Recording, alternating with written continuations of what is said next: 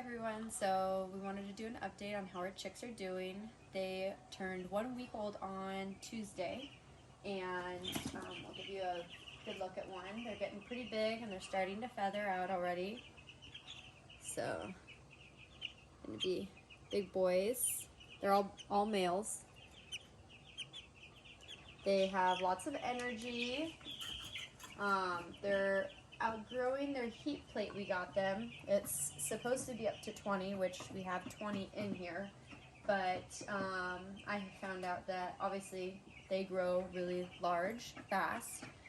And also, I guess this thing is just not quite built to be big enough for that many. So we'll probably have to get something a bit bigger for them. So with them outgrowing their heat plate, we do have a heat lamp from our chicks last year, which is something we can always pull out, but we're kind of watching them to see how they are reacting, and they all seem content, no loud chirping at nighttime, so I think they're all comfortable, and we're trying to use basically their chirping as like a guide to if they're happy or not. And they seem content right now, so it hasn't been a stressor or something we felt we needed to pull out yet. Now, probably can hear a couple, or most of them are sneezing. So we did notice probably 4 or 5 days ago that they have like a little upper respiratory, which obviously with chickens can be pretty dangerous. So we're treating it with giving them garlic in their water, which I'm changing out and cleaning about every other day, maybe 2 days. And then I am putting in their food, which we got another feeder so that they have plenty of room. There's no fighting, everyone has their own spot. But I'm adding to their food, which I'll show you our setup, some oregano, cinnamon, turmeric, and a few other things, which I can show you guys all the stuff that I'm adding to it. And we're fermenting their feed now, so it's lasting them a bit longer. I'm keeping their water fresh over here. So far I'm really happy with the system we have. I need to strain the tea that I make them because I'm noticing it's starting to clog a little bit. So I'll strain the next batch that I do, but I do want to make them that tea because it also has the oregano and some other herbs in it to help them hopefully naturally fight off their upper respiratory problem. Everyone seems to be thriving besides their sneezing. Nobody seems to be having a hard time. When I give them their food, I watch everybody's eating, everybody's drinking. We check under the heat plate every morning just to make sure nobody's under there, looking sad or not like they're thriving. As you can see, everyone's moving around pretty much in here. There's a few underneath the actual heat plate right now. And another thing I've been watching for when I feed them, I take time when I'm feeding them to check their coop. I actually check their butts to make sure they don't have any pasty butt. Some of them have a little bit of dirty butts, but it's nothing that's been too terrible, so I haven't bothered too much with it. I'm just watching really closely.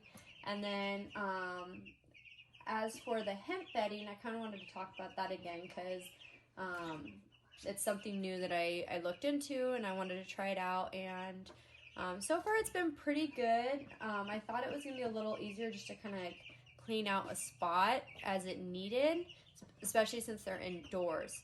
However, that's not necessarily the case. I'm having to change pretty much the whole coop out about every like 2 to 3 days, and I think it's going to get more because they're getting bigger and they're pooping more.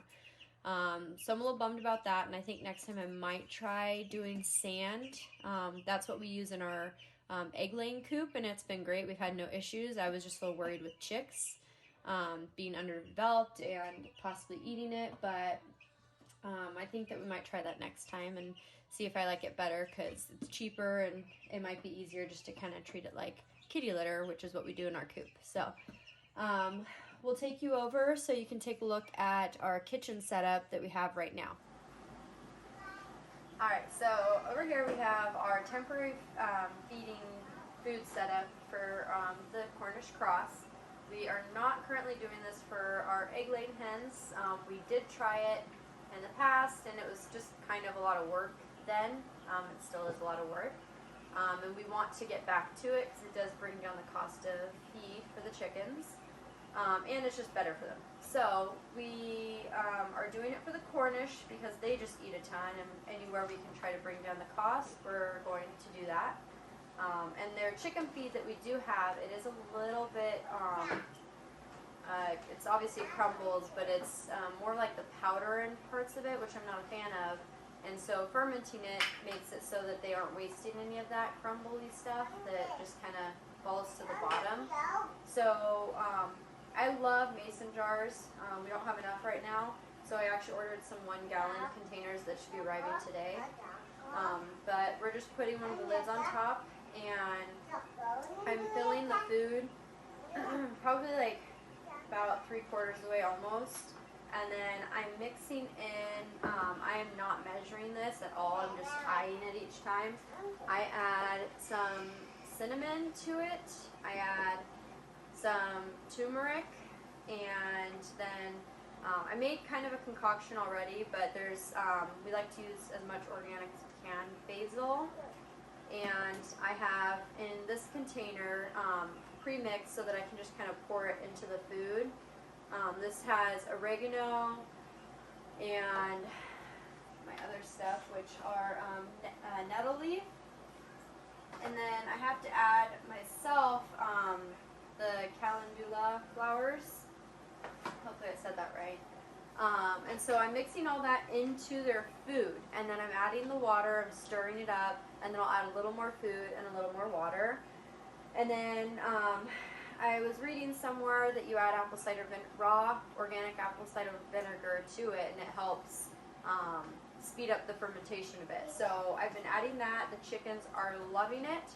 They eat about probably 2. So like I said, the chickens turn 1 week on Tuesday. So they're about a week and a half, and they're going through probably about 2 of these a day. So that's a lot of food. And it's fermented, so it's supposed to fill them up faster and has a lot more nutritional value for them. So I have a couple containers going over here. We do not have a 3-day span right now because I just don't have enough, so it's not getting its full maximum potential, but we're getting the jars today, so that'll be good. Mia wants to help here. So that's our food situation for the Cornish Cross, and adding the oregano is a very important thing, especially because, sorry, this little busy girl. Okay, hold on. Look it. Say hi. No. So adding the oregano is really important because there's a lot of studies that have been done that oregano just helps boost their immunity, and it's kind of like a natural antibiotic. Especially if they have a respiratory issue right now, it's just going to help them fight it off. Because our goal is for all 20 to survive and make it to Butcher Day in about 8 to 10 weeks. Well, now it would be like 8 to 9 weeks.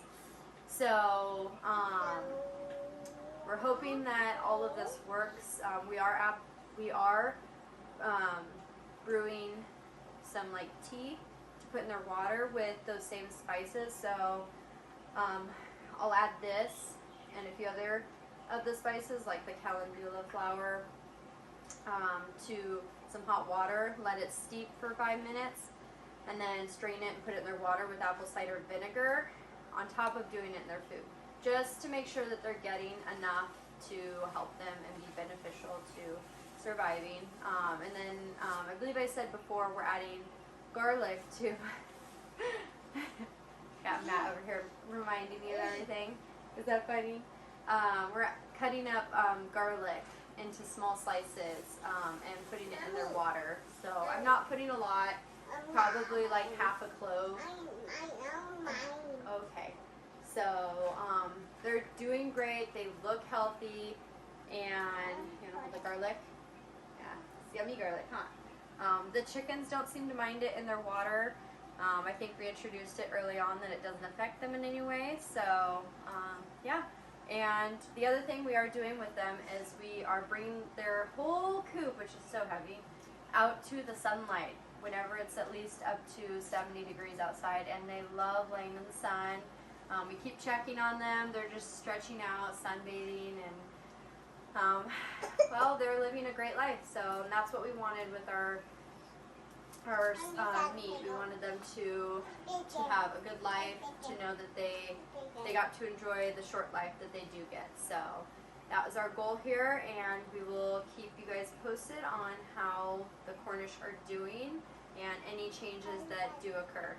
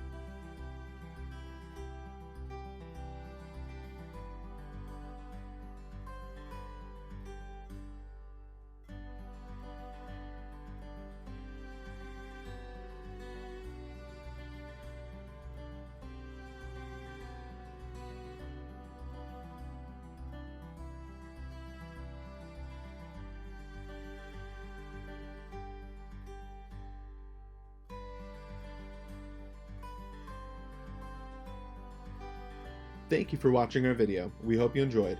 If you did, or want to follow along on our journey of homesteading here in Southern California, please hit that like and subscribe button. We will continue to post content as we expand our little farm, where we currently raise poultry for both eggs and meat, and do everything we can for our family to live a more sustainable life. Thanks again for watching, and we'll see you next time.